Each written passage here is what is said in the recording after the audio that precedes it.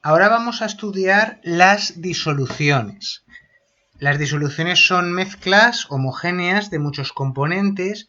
Vamos a centrarnos en las disoluciones líquidas binarias, donde tenemos solo dos componentes, el disolvente y el soluto, el disolvente en mayor proporción y el soluto en menor proporción.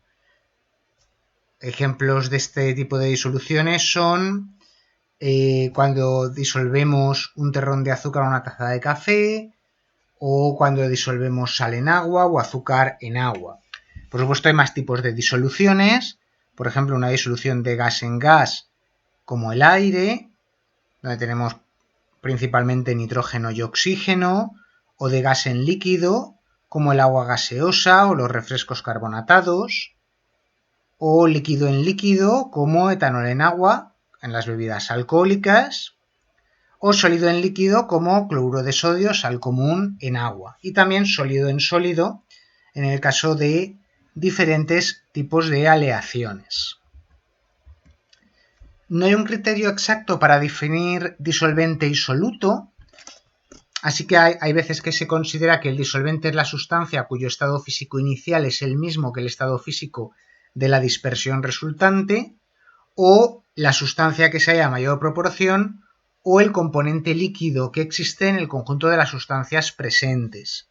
Si disolvemos azúcar en agua, se consideraría el agua como disolvente de acuerdo con los criterios A y C, el primero y el tercero. Si se disuelve alcohol en agua o viceversa, el disolvente será el que se halle en mayor proporción según el criterio B. Y si se disuelve cloro, que es un gas, en agua líquida, pues el agua será el disolvente de acuerdo con el tercer criterio A, B y C. Aquí tenemos un ejemplo de disolución. Tengo, por ejemplo, un vaso de precipitados vacío. Añado primero el disolvente, que es el agua, luego añadiría el soluto. De tal forma que se van a mezclar disolvente y soluto. Aquí tenemos otros ejemplos, aparte de los que os he dado antes, con diferentes disolventes y diferentes solutos. Muy importante esta tabla porque nos da muchos ejemplos, muchos de ellos de nuestra vida cotidiana, sobre disoluciones: agua de mar, alcohol sanitario, amalgamas, aleaciones, bebidas carbónicas, aire, etc. La solubilidad es una medida de la cantidad de soluto que se disolverá en un cierto disolvente en unas condiciones determinadas. Decimos que una disolución es diluida si contiene una pequeña proporción de soluto y concentrada si la proporción es mayor. Y diremos que una disolución está saturada cuando ya no admite más soluto a esa temperatura, es decir, ya no se disuelve más sustancia. Por otro lado, una disolución sobresaturada contiene más soluto que el que puede haber en una disolución saturada. Es una situación inestable. Con el tiempo, una parte del soluto se separará de la disolución sobresaturada en forma de cristales. Así yo aquí tendría el disolvente puro en agua, voy añadiendo soluto y al principio tengo una disolución diluida. Conforme voy echando más soluto, tengo una disolución concentrada, ya se nota que hay más soluto en la disolución, y si continúo echando soluto, pues tendría una disolución saturada, donde el disolvente ya no admite más soluto y aparece un precipitado sólido en el fondo del vaso de precipitados en este caso. Las partículas de soluto y disolvente se mezclan entre sí para formar la disolución. A nivel molecular, este proceso se puede explicar con la teoría cinética. Los factores que afectan a la solubilidad son diversos: la superficie de contacto, la agitación, la temperatura y la presión. Es fácil imaginar cómo se puede influir en la formación de la disolución. Por ejemplo, cuando nosotros disolvemos un terrón de azúcar en el café, agitamos con una cucharilla para favorecer el proceso de la disolución. O también, en otras ocasiones, aumentamos la temperatura del recipiente. En ambos casos, agitando o aumentando la temperatura, conseguimos que las partículas se muevan más rápido, tienen más energía. Esto provocará que la unión entre ellas se debilite y que sea mucho más fácil la dispersión, que se mezclen soluto y disolvente para así obtener la disolución resultante. Aquí tenéis un ejemplo. Las partículas que componen las sustancias están en continuo movimiento. Más rápido a medida que pasamos del estado sólido al líquido y luego al gaseoso. Aquí tendríamos el soluto, el disolvente. Poco a poco se van mezclando las partículas de soluto y las partículas de disolvente y finalmente se obtiene un sistema homogéneo donde todas las partes tienen las mismas propiedades. Esto es lo que podríamos haber visto si hubiéramos añadido a este vaso de precipitados que tiene agua, por ejemplo, un poco de sal o un poco de azúcar y hubiéramos agitado con una varilla de vidrio. Para describir una disolución hay una propiedad muy importante que es la concentración, que expresa cuál es la cantidad de soluto en una cantidad determinada de disolvente.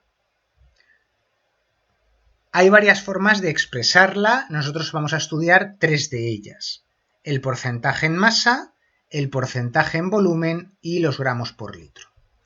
El porcentaje en masa se calcula de esta forma, es el cociente entre la masa en gramos de soluto dividido por la masa en gramos de la disolución multiplicado por 100, porque es un porcentaje, indica la cantidad de soluto que hay en 100 gramos de disolución. La masa en gramos de disolución será la masa del soluto más la masa del disolvente, porque los dos son los componentes de la disolución. El porcentaje en volumen será volumen de soluto partido volumen de disolución, normalmente en mililitros, multiplicado de nuevo por 100 porque vuelve a ser un porcentaje, y nos indica los mililitros de soluto que hay en 100 mililitros de disolución o por cada 100 mililitros de disolución. De nuevo, el volumen total de la disolución será volumen de soluto más volumen de disolvente. Y la tercera forma de expresar la concentración son los gramos por litro, que es el cociente entre la masa en gramos de soluto dividido por el volumen en litros de disolución. En este caso ya no se multiplica por 100 porque no es un porcentaje. Indica los gramos de soluto disueltos por litro de disolución. Vamos a ver algún ejemplo. Calcula la concentración en porcentaje en masa de una disolución de 20 gramos de cloruro de sodio, sal común, en 0,3 litros de agua y nos da la densidad del agua 1 kilogramo por litro. Primero calculamos la densidad del disolvente, o mejor dicho, utilizaremos la expresión de la densidad del disolvente para calcular la masa del disolvente. Entonces tenemos que la densidad es masa partido volumen, la masa la despejo, esto que está dividiendo pasa multiplicando, la masa será la densidad, que la tengo, por el volumen, que también lo tengo, y me da 0,3 kilogramos, que lo puedo pasar a gramos si quiero, 300 gramos. Y por tanto, ¿cuál será la masa de la disolución? Será la masa del soluto más la masa del disolvente. ¿Cuánto soluto tengo? 20 gramos. ¿Cuánto disolvente tengo? 300 gramos. En total, 320 gramos. Ahora ya puedo hallar el porcentaje en masa. Será la masa del soluto, 20 gramos, partido la masa de la disolución, la masa total, 320 gramos, multiplicado por 100. En total, 6,3%. En el siguiente problema nos piden calcular la concentración en porcentaje en volumen de una disolución que tiene 200 mililitros de alcohol etílico a la que hemos añadido agua hasta completar 500 mililitros de disolución. Bueno, el porcentaje en volumen será volumen de soluto, en este caso el alcohol, 200 mililitros, partido volumen total de la disolución, 500. En estos 500 están los 200 mililitros del soluto, el alcohol, y los 300 mililitros de agua. Pero en total ya nos dan aquí el total, ya no hace falta hacer ninguna operación más, 500. 200 partido 500 por 100, 40%.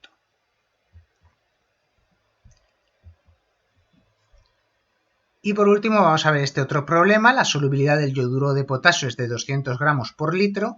¿Qué cantidad de cloruro sódico hemos de tomar para preparar 350 mililitros de disolución saturada a esa temperatura?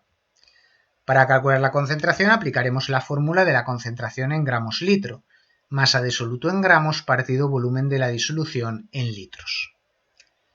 Reemplazamos los datos que nos dan. La concentración 200 gramos litro igual a la masa de soluto en gramos partido volumen de la disolución son 350 mililitros, pero lo queremos en litros, 0,35 litros.